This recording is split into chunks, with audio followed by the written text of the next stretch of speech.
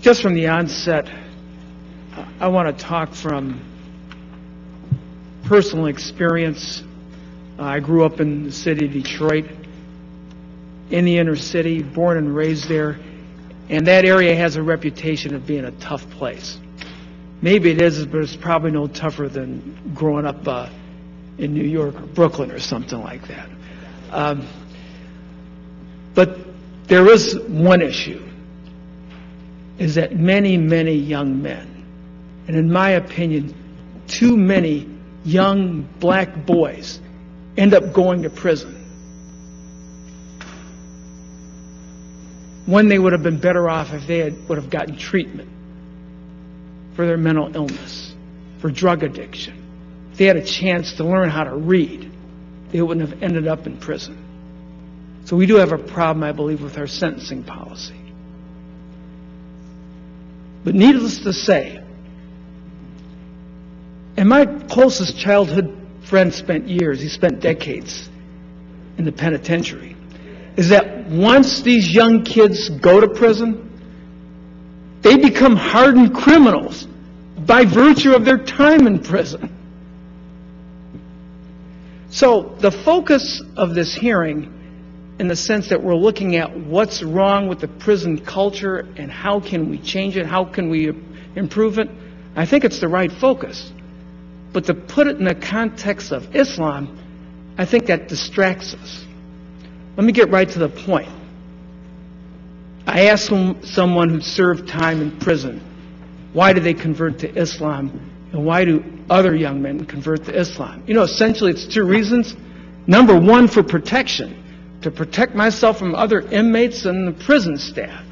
And then number two, because these young men were tired of their past. They wanted to break away from their criminal past and to become a new man. So they became Muslim. You know, my question is this.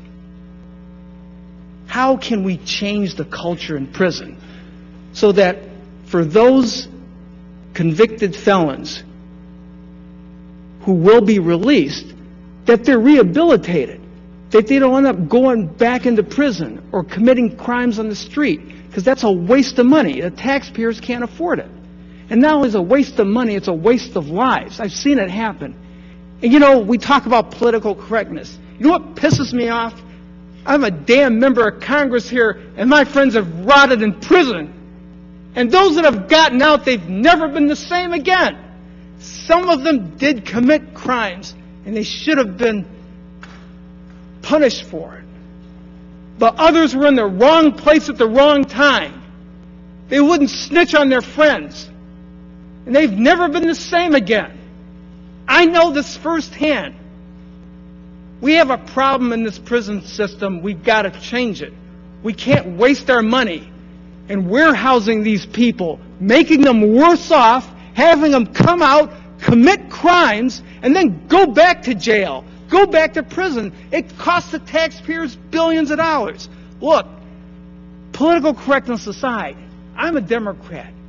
Some of you who are Tea Party members, this is the waste we've got to stop. We're spending too much money incarcerating young men, young black men whose lives could be saved.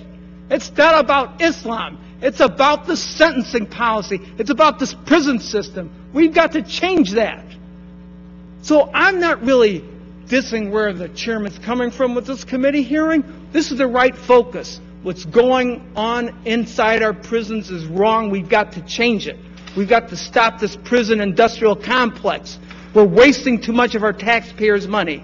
Tea Party members, we need your support here. We got to stop the waste of money and the waste of lives. These young men are going to Islam. They're trying to protect themselves.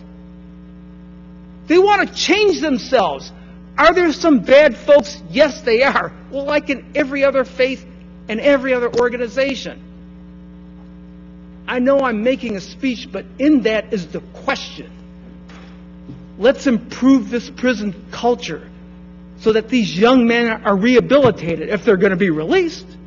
If we're going to sentence them for life and punish them, that's a separate issue. So that's my question.